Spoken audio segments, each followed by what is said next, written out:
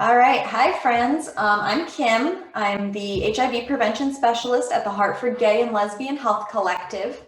We're located in the South End of Hartford on 1841 Broad Street, and we do HIV testing, STD testing. We have a dental clinic. We do a lot of health education, and we serve the greater Hartford area, although we do get people from all over the state.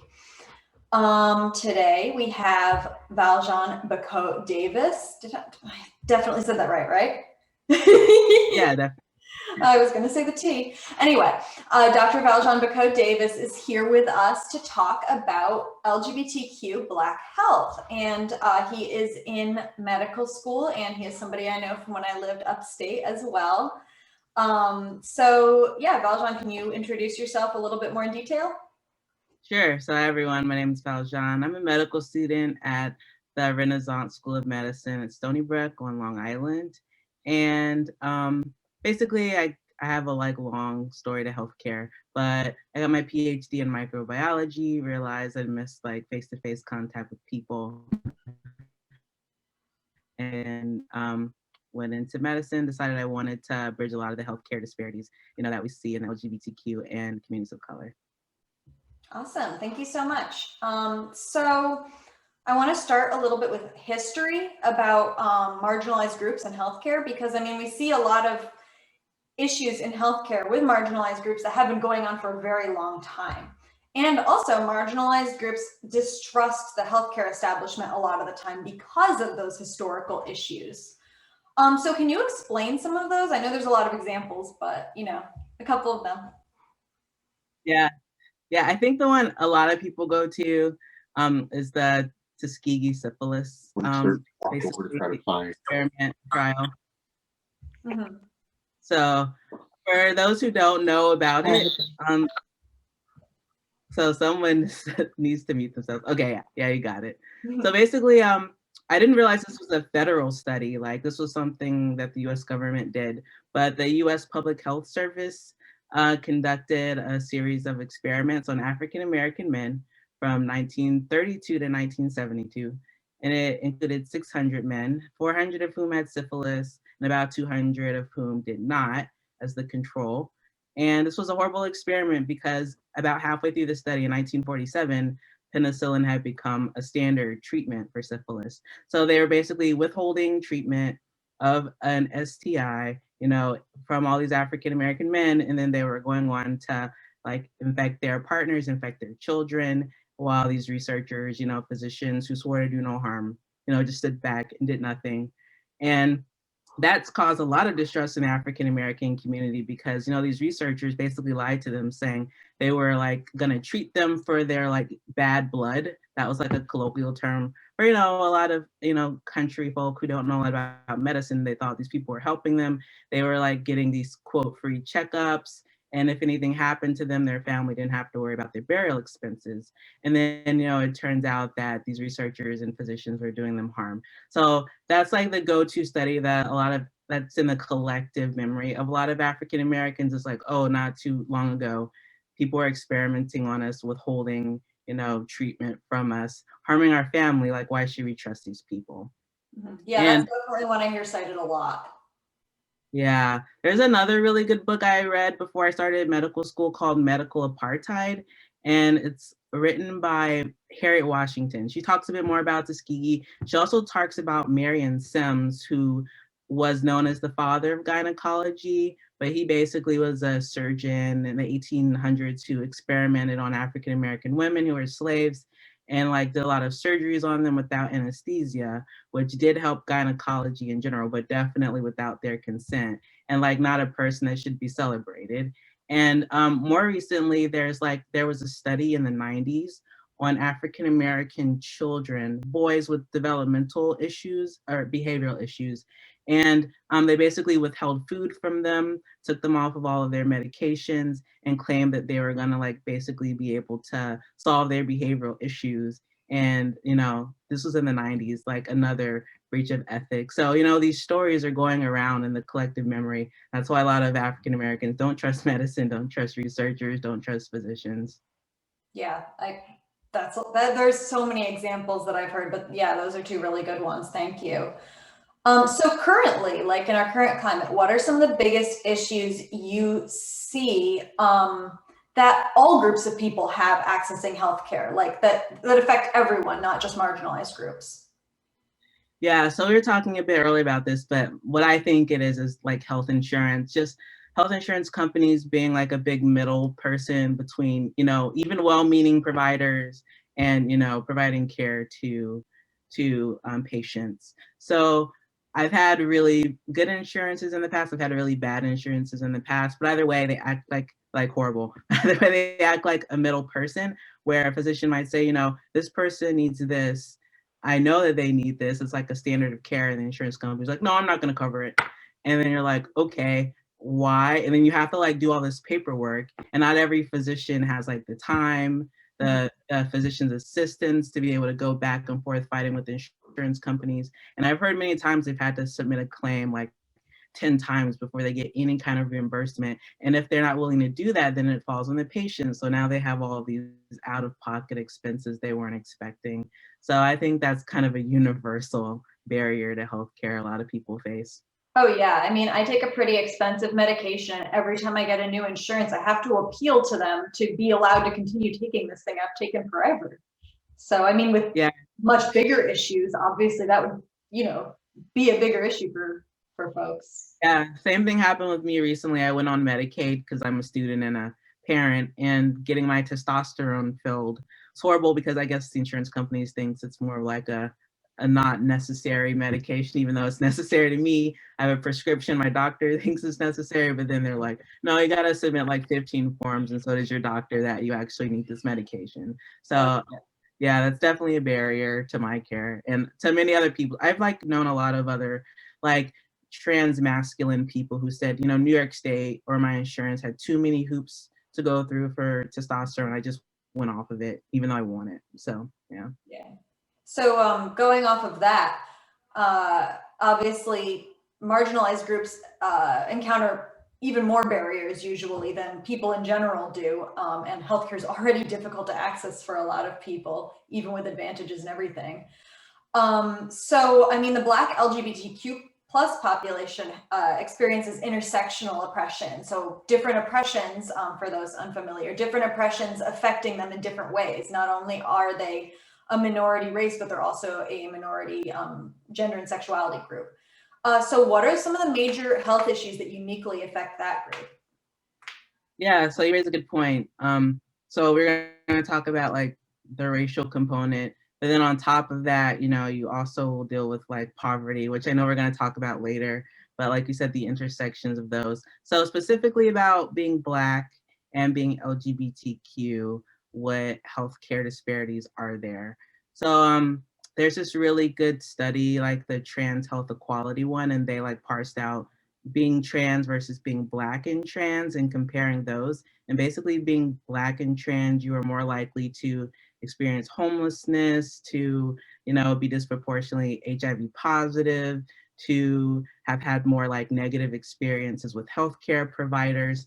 So it's just a compounding factor that's not like a line that goes up like, oh, there's +1 if you're trans, +1 if you're Black. It's like logarithmic, like +1 trans, +100 if you're Black, and then it just like goes up exponentially. So, it is intersectional, but then it becomes like 1,000-fold worse whenever you're dealing with multiple factors in your health, like that can negatively impact your healthcare. It's like, it's a wonder if there are any healthy, Black LGBTQ people. I'm like, what are you doing? I need to like know your secrets. Yeah, I actually read a metaphor recently that was like, it explained intersectionality in that if you are in a cage and the cage only has one bar, it's really easy to get out of that cage. But if the cage has more and more bars, i.e. more and more different oppressions intersecting, it's harder and harder to get around those because there's just so much working against you. Yeah, that's a good analogy. And there's another like recent study about like Black trauma, and there's a post-slavery syndrome.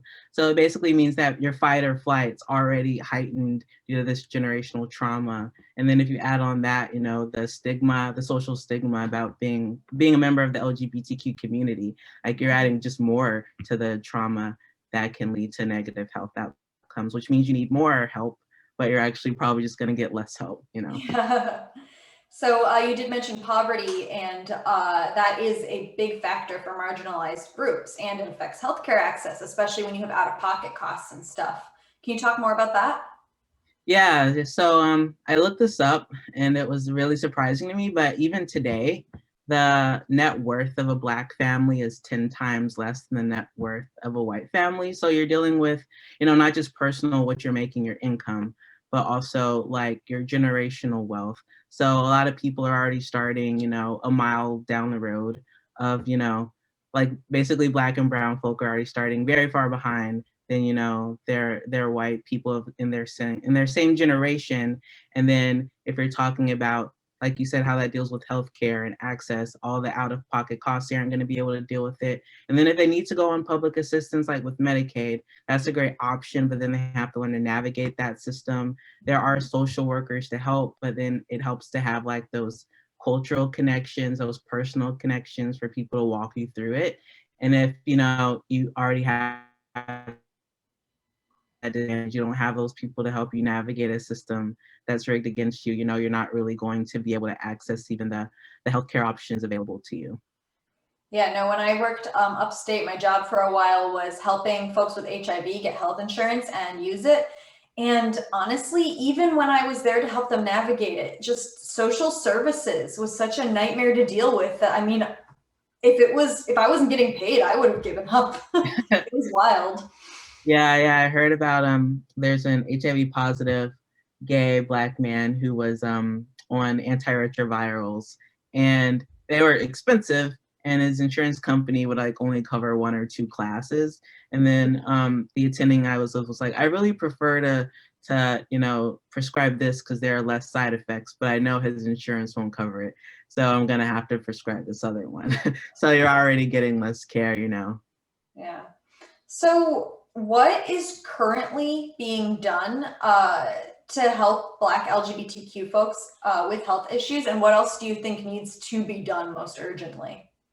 Yeah, so I think what's being done right now is like community health centers. It's their focus. They don't have a lot of money, but they have like some money to particularly target the Black LGBTQ community. So I bring that up because it helped me the most whenever I was transitioning, but I was in Wisconsin. So I went to the Howard Brown Health Center in Chicago. So it's like this big, you know, metropolitan Black city with this well-known clinic where you could get like free HIV testing, free STD testing. Everything was in one place for me to start hormone replacement therapy. I didn't have to go far to like, actually my psychology appointment was right there. And I did the pharmacy was right there. So like everything was super accessible and I was very lucky. And I know in New York City, there's like the Colin Lord Community Health Center, a lot of Oh, yeah, trans. I know of them. Yeah, and there's the Gay Men's Health Crisis I've been to a couple times. They have a lot of community outreach. They put on balls for like, you know, queer youth in the city. So I'd say community health centers to me are kind of the lifeline. But once you need healthcare beyond, you know, what they can offer in a limited fashion, you know, things get scarier where you might like be denied care. People, whenever I say denied care, if they like don't feel comfortable serving you, you know, they're like, oh, you're gonna have to see this person, and then that person might also deny you kind of things to deal with your like whatever you might need as far as health goes. Right, yeah. And I always think about folks who live in really rural areas because, like, if you live in New York City, you're lucky you at least can probably like get to someplace that can help you out. But like, if you live out in like, you know, the Midwest in like a rural town or something, how are you going to access the healthcare you need? Yeah, I took a 2.5 hour bus ride from like Madison to, you know, Chicago. And luckily, like the bus runs pretty frequently. But if I were in like, say, Green Bay, Eau Claire, like further north in Wisconsin, it would have been horrible to go to the city for that.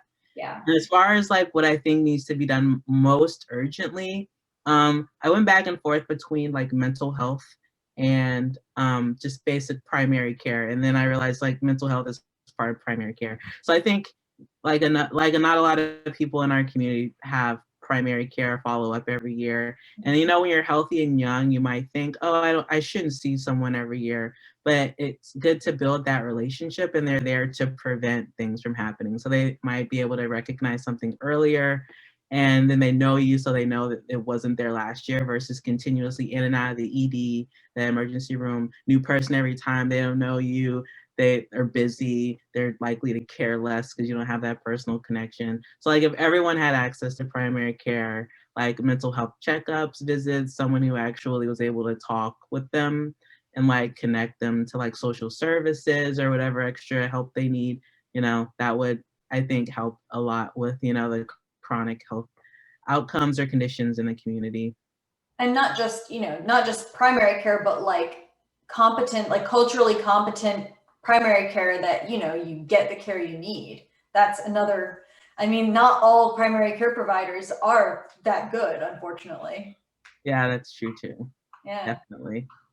All right. So how we talked about how, you know, marginalized groups, specifically the Black community, has, you know, low trust in the medical establishment. So how can healthcare providers try to fix that, you know, and help folks trust the medical establishment to, you know, address their health issues? Yeah, it's a good question. I mean, it took hundreds of years to break that trust. So I think it's gonna take like equally as long to rebuild that trust, if not longer. So it's really, I think it helps to reach out to the communities, offering free clinics. Like that's what I really loved about Stony Brook as a student. They offer free clinics, and they actually put it in like these less served communities so they don't have to travel too far to go to it.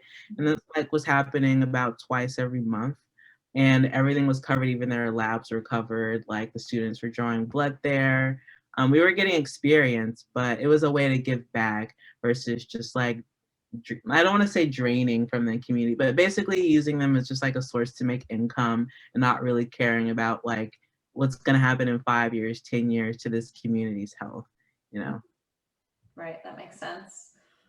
So as someone who's also interested in pediatrics in particular, how can we make sure that LGBTQ youth feel more comfortable in healthcare settings and get the care they need and continue to seek care as adults? Yeah, you mentioned competent providers. So a big barrier for youth disclosing at all their like status as a sexual or gender identity minority is, you know, the verbal and nonverbal cues that, you know, clinicians are giving off. So I guess a way to help them feel more comfortable is like maybe more like cues that you are receptive to them disclosing that you have attempted to educate yourself, that you are somehow involved in the community or know and care about people in their community.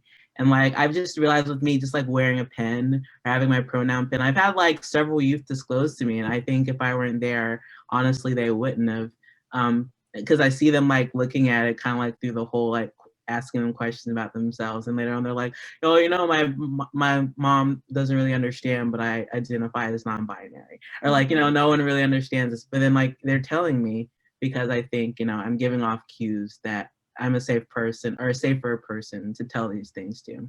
So Yeah, yeah, small provided little, to do things like that. Yeah, it's like small and big things. Like you can start small with like these things, and the bigger ones would be, you know, having a youth day, having a special youth clinic where they like feel more comfortable there. They don't feel like, you know, everyone's staring at them, you know, limited hours or like just one person at a time kind of thing. Those are bigger changes that'll take more time. yeah, yeah, that makes sense. What special healthcare needs do you find that LGBTQ youth have? Yeah, so LGBTQ youth, it really depends on the letter. Um, Yeah, they're not like, a yeah, monolith. yeah, exactly. So I know as far as LGBTQ youth for the gay and I guess bisexual, like on the masculine spectrum, they're disproportionately affected, especially like I would say gay, Black men of color, Latinx people of color. Unfortunately, they have like the highest rates of new HIV infections. So like going out to them, talking to them about PrEP, to help prevent their numbers from going up, talking to them about like how, like, I don't want to say like there's a stigma around PrEP, but there kind of is. Like a lot of people that I've heard in the gay community, they're like, oh, if someone knows you're on PrEP, they just basically just sleep around a whole lot. Mhm. And that's not it. It's like you can take it and like have been with like 0 people that whole year. It's about like, oh, if I do, and if something happens to the barrier, you know, I feel safer, or I feel comfortable going to a provider to get like post-exposure prophylaxis, like letting them know there's that option. There's a like safer place to go, a clinician who understands and won't judge them. I think that's definitely a big healthcare need right now. Yeah, at our clinic, we do offer PrEP referrals. And sometimes on like social media or even from clients, we get comments about PrEP being like considered a license to go and have unprotected sex, which I mean, they recently had a study that showed that the rise in STDs is not actually linked to PrEP, but there's a pervasive idea that it is, and like you said, creates a stigma. Yeah, exactly. And some of the follow-ups are different. Like some healthcare providers require you get an HIV test every, I think every 2 weeks or every month at the minimum. And then other ones who like know you better will like relax it and say, okay, you just need one every 3 months. So like once again, having those like connections, like knowing your provider and the provider knowing you will help you not have to jump through less hoops, you know, as far as Yeah. what you need. Yeah, our supervising physician typically does 3 months, like you said. So, but of course, you're right. It would vary by provider. All right, so back to our intersectional discussion. How can Black parents teach their kids to advocate for themselves as well as advocate for their kids? And I mean, of course, healthcare providers should be doing this advocating, but the reality is they're not necessarily. Yeah. So Black parents, well, what I think would help most is like teaching them to question power and authority, and that's including you as their parent. So like as a new parent, it's like, you know, like whenever you tell your kid do this, and then they're like, why? And you're like, oh, I'm so frustrated. Can you just like please do what I asked you to? It's a great thing because like if they have a doctor or like someone who they perceive as having more power over them, telling them you need to do this. They should be able to say, you know, why are you running all these tests? Are there any other options for me? Because that's going to be what they're going to have to do to their healthcare providers. And I think like there was a Black physician who recently died of COVID. Let me see if I can find her name. Oh, I heard about that. That was in the Times quite a few times. Yeah, like she made a video saying like as a physician, someone who's like very competent in healthcare.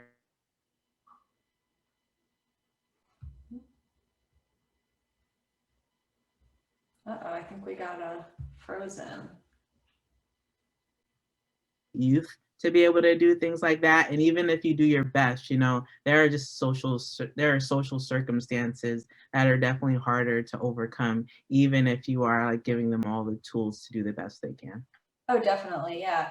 Yeah. I mean, there's all kinds of stereotypes still that affect those groups in the healthcare field. Like you said, the idea that gay men are like promiscuous, and the idea I've read a lot that a lot of medical providers actually think that Black folks feel pain less than white folks, which is wild.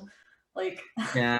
Yeah, I did a review on, like I presented that paper for like I had to take a course on healthcare, and I chose healthcare disparities, of course.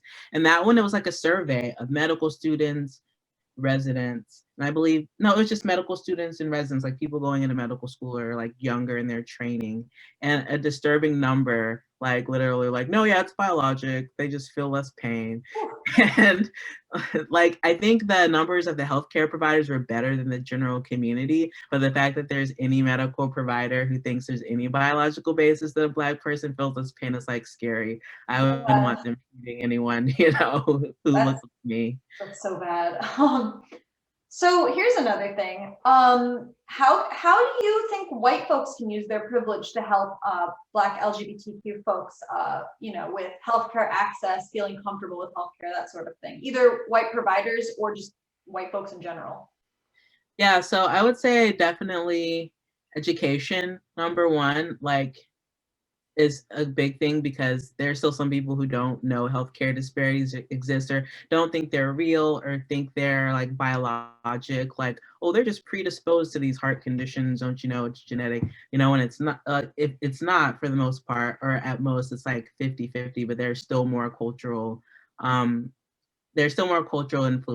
that that cause these differences in outcomes. So education, number one.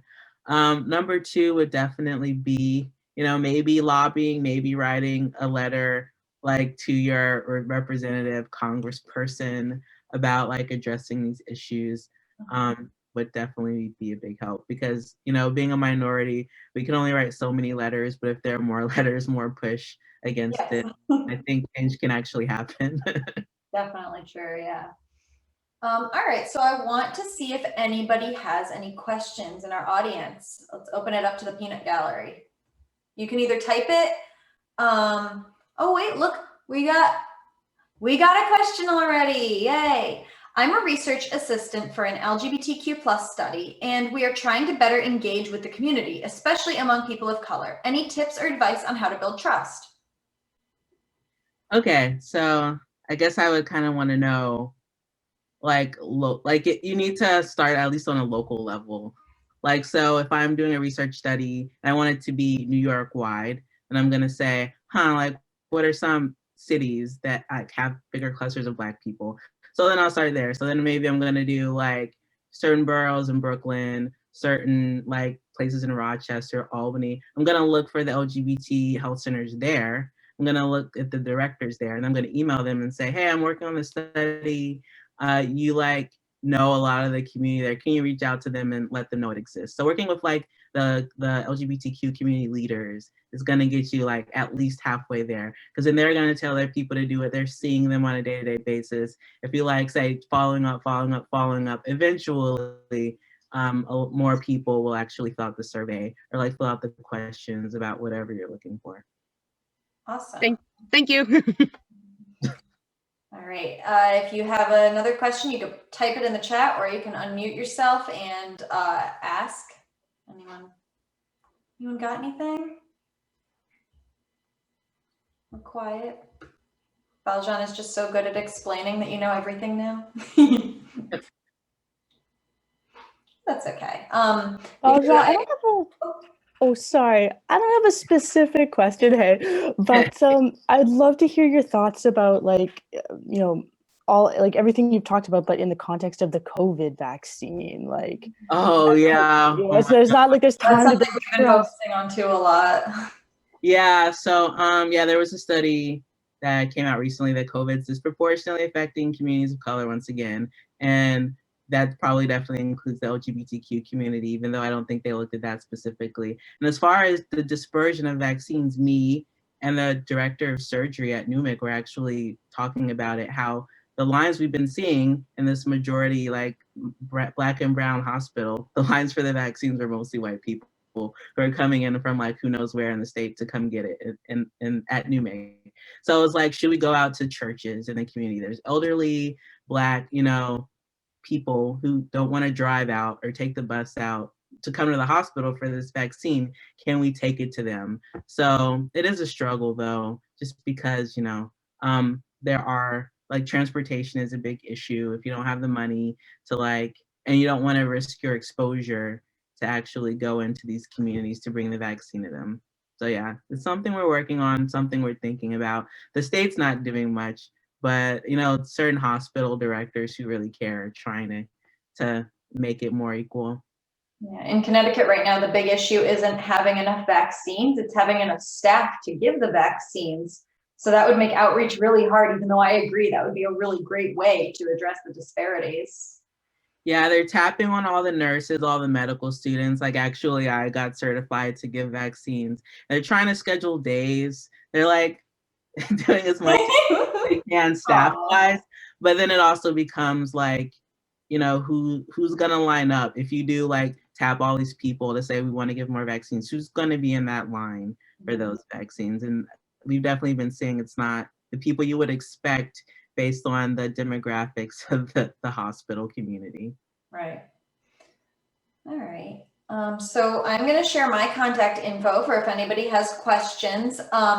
You can email me at kima@hglhc.org or call 860-278-4163 extension 111. And when I upload this, I will be putting this in the description in the video, so that'll be easy to access. Valjean, do you have any place people could contact you with questions? Sure. So it's my first name, Valjean dot my last name, B as in boy, ACOT hyphen DAVIS, and that's at stonybrookmedicine.edu. All right, and I will put that in the description as well. So yeah, feel free to contact us with questions. Also, Health Collective, Hartford Ganlisian Health Collective is open right now for things like STD testing, dental. We're answering all of your health education related questions. So if you have questions about that, you are also welcome to contact me for that. Thank you so much for taking this time, Valjean. This was really informative. I'm glad I could help, and thanks everyone for turning up and asking questions and being attentive listeners. Yeah. All right. Have a great night, everyone. Bye. Bye bye. Thank you.